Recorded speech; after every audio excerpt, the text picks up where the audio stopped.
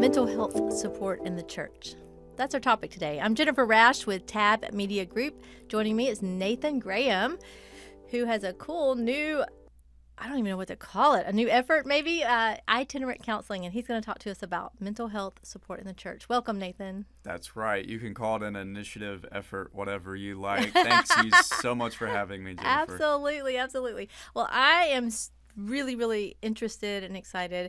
The whole concept of ministry taking on this new world and where we have mental health support in the church, where the ministry leaders are providing it, not just from the 2 classes they took in seminary, but they actually have experienced, educated, trained official people on staff, or at least working with the staff in this area.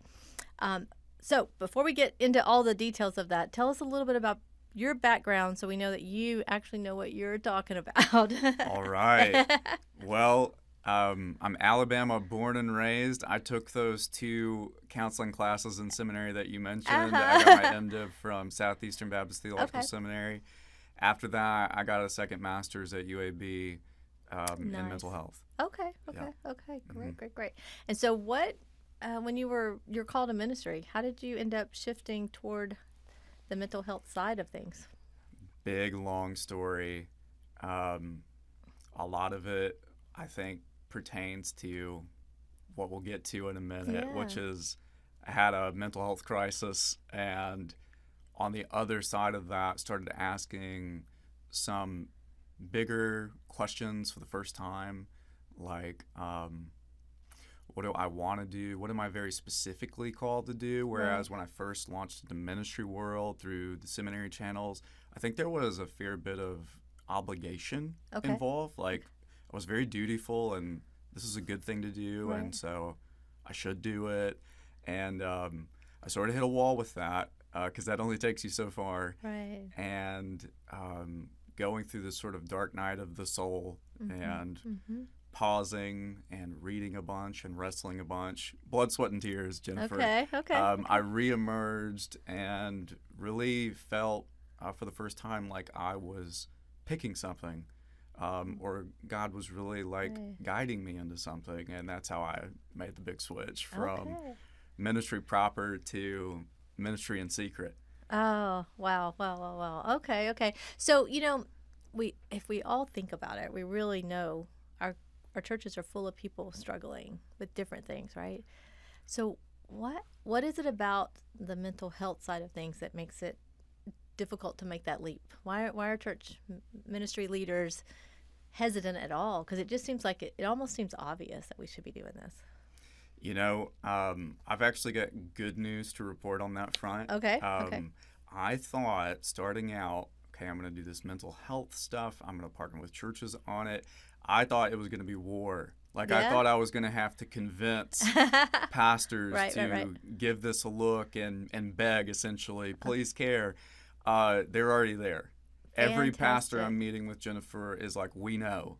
We know that there's anxiety. We know that people need help. People are stressed, maxed out. And so I think that's a good thing for us to celebrate, honestly. So we know. I love it. Okay. So what does that mean exactly? And how do you put that in a nutshell for maybe the ministry leaders who've not quite gotten there or who aren't thinking about it yet? Yeah, if somebody's in the middle of kind of shifting into that, they're looking around like, man, I think we have some trauma here in our congregation. What do we do with that? And then they're kind of bumping into just time parameters. We don't have time to meet with everybody every week. There are 100 people here. If somebody's in the middle of that, I would encourage them to just keep pressing in to potential solutions. Sometimes people have some bad experiences with the counseling world. There are some things out there that are problematic right now. Everything's getting, filled with agenda and politics, and we're not immune to it in the counseling field. And so sometimes people might have 1 or 2 bad experiences with the field, and then they think okay, we've got to handle this all on our own. We don't want to, bring counseling into the picture. Can be messy.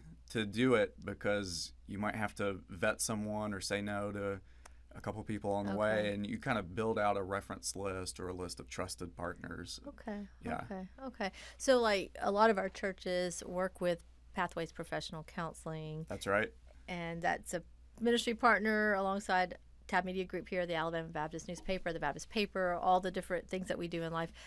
So I know that they have locations all across the state, and they Yes. partner with churches, and they have uh, counselors who will go into associational offices or Hmm. church offices, that kind of Hmm. thing, and they'll rotate through.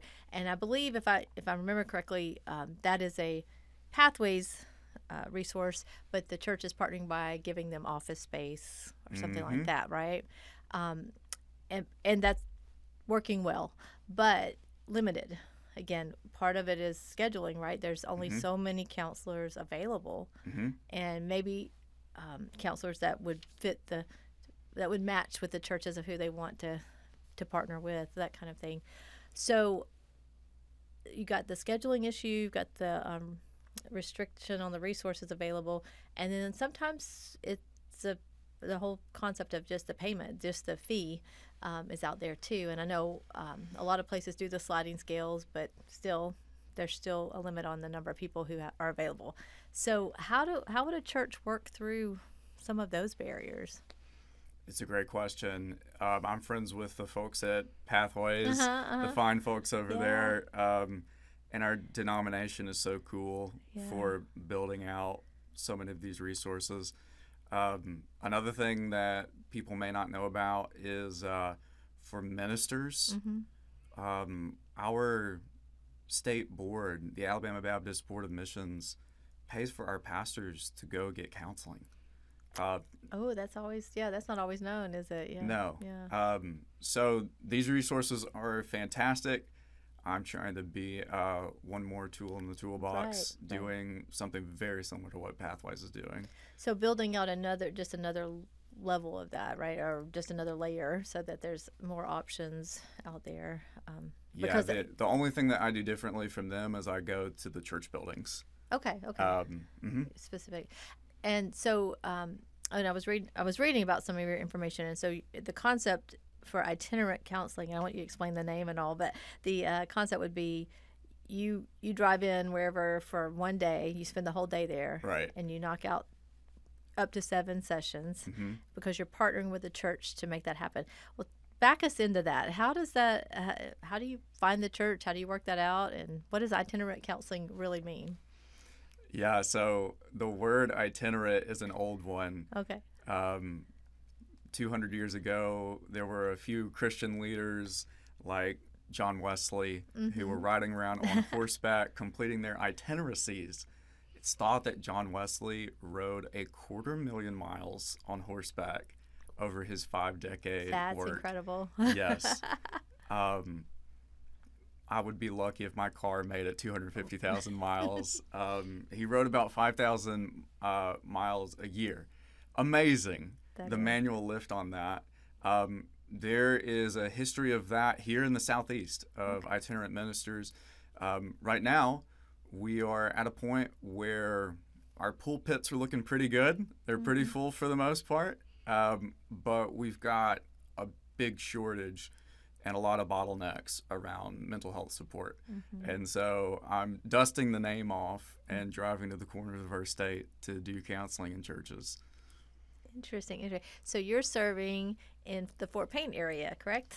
That's right. That's the furthest that I currently go. And I love bragging about my 1 hour and 40-minute commute into the northeast corner of our state. And yeah, you're not on a horseback, so that helps. Okay, so I ride it in a Camry with horsepower. Oh, there you go. There you go. There you go. And I go there on Wednesdays. So the churches choose what day of the week works best for them, Okay. and then they essentially have a therapist on staff for that day. And there's a lot of work on the front end to establish a relationship and points of trust. I mean, we talk about everything from safety and policies and insurance and theology Okay. to Okay. really feel like I know the pastor knows me. the elders know me. Maybe I've spoken at the church at a midweek gathering or something. Mm-hmm. And now I'm going to come on Mondays, or in Fort Payne, it's Wednesdays. And I Oh, set up shop, and it can be a makeshift therapy office in a Sunday school room. It can be in a unused office. It can be in a glorified closet. And I see people, 7 sessions are open to that wow. congregation each week. And so I love this concept where the church would partner with Itinerant Counseling or Pathways Professional Counseling or whomever they end up with, but they would partner in a way that they're offering this as a ministry resource to their congregation and or community, really, and they can just give that away. It's a great ministry gift. And then if you are interested in that, itinerantcounseling.com is where you could find out all the details for how that works.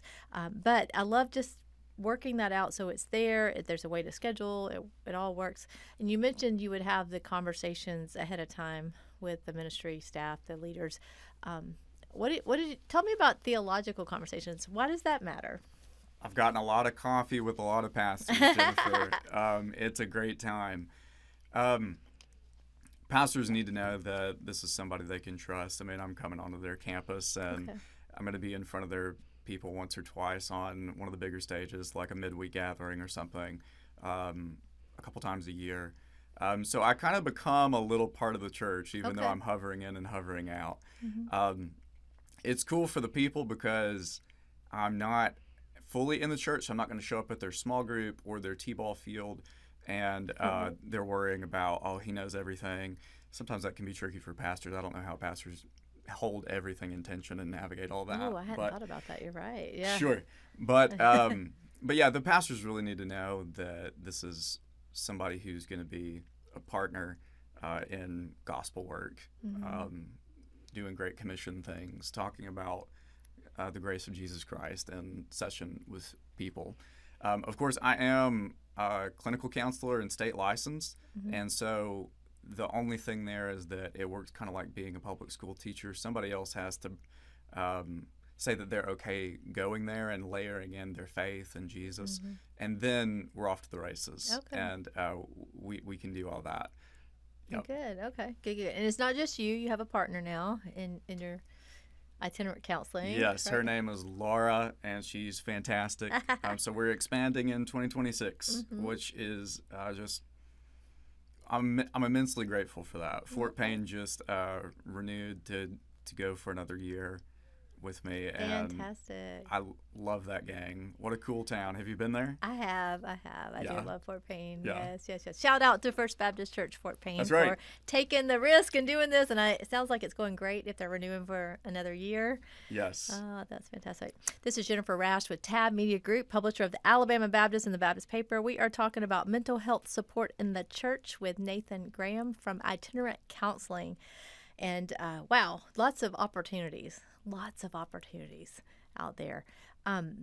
Okay, so I want to know, as a counselor, how do you carry all this? How do you listen for 7 sessions in one day and then go to the next church for 7 more sessions in one day? And then how are you even sitting up straight here and seemingly calm and peaceful? How do you carry it all? Oh man, that is a question that you should ask all counselors, because the answer might not always be Okay. so that we are doing that so Yeah. well. Okay. Okay. Do you have your own counselor, I guess? Well, I do actually. Right. Yeah, Yeah. shout out to Christina. Oh, fantastic. That's one of the harder things Mm-hmm. about this job. Mm-hmm. I'll be honest, is how much you carry and how much you take on. One of my counseling friends told me that we're essentially lending out our nervous system throughout the week. Oh my! And Wow. that was that was a freakishly Yes. accurate way to describe it. I was like, that's how I feel. Okay. But you know the Apostles' Creed? Yeah, I do. Yeah, how it says Jesus descended into hell, Uh-huh. and whether or not that actually happened is for some smarter people than me for debate Right, to right, debate. right, But I feel like we all need a reason for which we're able to descend. Okay. to Okay. go through something dark and hard and to Ooh. suffer. Mhm. Um, Jesus certainly had his eyes set on the prize, as we read in Hebrews. For the joy set before him, he endured the cross, scorning its shame. But for me, that is people becoming whole Mhm. selves with a W. And I consider it a great honor Wow. to carry some stress for that end. Mm. Mm. And so, do you have certain routines or rhythms that you go through to just to keep that all in balance? Yeah, I mean, I like sports and cooking and lots of other stuff, great film and Right. symphony music with my Okay. daughter and Oh, I love all the that. things. Yeah, So you just make. hosting. We had friends over last night. It was like 10 p.m. and my 1-year-old was still awake. It was a disaster. Oh Yeah. no. So So, yes, so just making sure you're keeping all of that, that I'm yeah, sane. active. Right. Right. Okay. At the time of this recording, yes. Yes.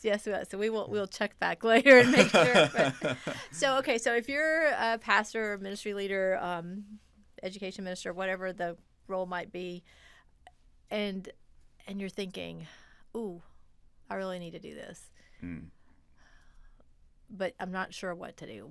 How would you suggest they just? What are the first few steps they should take to really look at this and get informed at the level they need to make a decision at that point? Yeah, I'm exclusively looking for places where the Spirit is already at work. Okay. And so if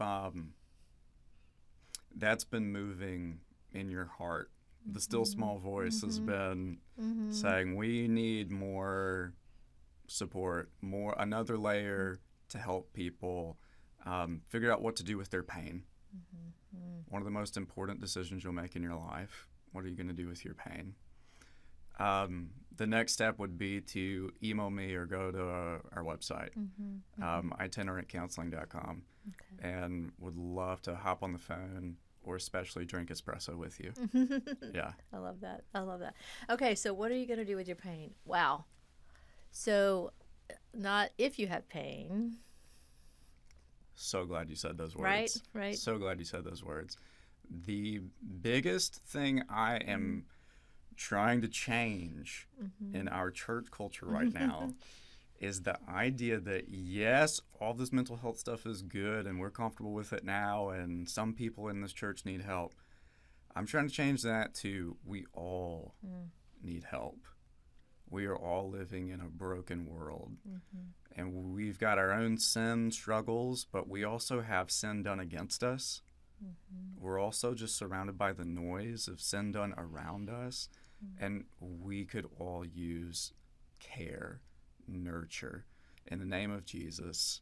And so that feels like a bit of a mountain, I'll be honest, that I'm trying to take a little tiny shovel to. But I'm far less interested in just helping, the most easily diagnosable people out there who are right in the middle of crisis, and much more interested in helping normal human beings who are living in a really broken, hard world. And I could see that if we had a bunch of little tiny shovels out there trying to make a difference like that, the difference that the congregation as a whole, the individuals and then the families and the congregations as a whole, how we could move the kingdom forward if we could just have some of that care to take the edge off of some of the trauma or the pain, or like you said, just living within the brokenness of all that's around us. What that could do. Wow. Jennifer Rash, if I think about the proposition of every pastor in this state going to therapy, I just want to start crying. Yeah. I think it would be the most significant thing that we could do. Yeah. I have chills right now just even thinking about just that one little step. Wow. And yet we're just now at this time of where we are figuring this out, but we're here, and so we celebrate it. But wow. Can I double click on that? Absolutely. Let's double down and tunnel into that for a second. one thing that I've been very recently working on in sessions is trying to differentiate between humility and selflessness. Okay, those sound like synonyms. Okay. They sound like the same thing. Okay. But actually, some of what we're doing and calling selflessness is not great. Okay. Interesting. Just break that word down. Okay. We don't have a self. Okay? Okay. That can be problematic, to not have a self, because it takes a pretty full person to really be helpful. Jesus was a very whole person with a W. He was a very complete human being. And we see him do things like get angry, have opinions, have desires, yearn in prayer, enter into deep relationships, enter into confrontation well, stay grounded and retreat to the mountainside to pray. Sometimes say the word no. Jesus was so full as a person. He could do all the things in balance. And I think that we have a tendency to put really selfless people in charge of our programs and our pulpits. And so the most selfless people are our Sunday school teachers and our missionaries. But if we're really being like Jesus, then we're radically humble, meaning we use all of our power to benefit others, not to prop up ourselves. That's what the world does, is use my power to prop up me. We're going to leverage all of our power to delegate and release and give and love. But we're doing that from a really strong sense of self, one that is bearing the image of God. And I think I'm working on that right now in these churches with congregants, with leaders. I have pastors who come to therapy. Good. And it's a real honor. It's a delight. I think you have a book in the making too. I think you need to work on No, that. you're the writer. I need to work Googled on you, that. and the first thing I got was treatment ideas for eczema. Wait, what? Because your last name is Rash. No, And no. the second thing that I got was that you were a writer. I do not like the first item coming up. Yes, but I do have the name. Cool. But my column is rational thoughts spelled with the rash. Which so- I love. And if you just like filled that with really irrational thoughts, that would be so funny to me. Well, the readers typically tell me they're halfway irrational most of the time. So. But yes. Okay. I'm gonna have to work on the what shows up on when we do these internet searches here. Oh my goodness. So, but yes, that sounds good. Okay. Well, I just very intrigued by what you're doing, Nathan, and I appreciate you being willing to share. Got just a couple minutes left. What if someone's listening and they're struggling right now, and it has nothing to do with whether the church offers it or not, but are there just a couple of tips you would just say, hey, if you're struggling with any kind of anxiety, trauma, pain of any sort, what are some first steps, go-tos? The most helpful thing for me to remember is always that Jesus himself suffered. Sometimes when something hard happens or when I'm really low, it's just not the time for me to hear Romans 8:28 as firmly as I believe that God works for the good in all things. But the fact that Jesus suffered and that he gets it from the inside is so deeply comforting to me. And so I would just remind somebody who's in the middle of something hard of that truth, that he knows, he gets it. One of my favorite Bible verses is the one that you have memorized, John 11:35, that Jesus wept. Very short and very good verse. Yeah. I've never thought about it from that angle, but wow. Thank you for that.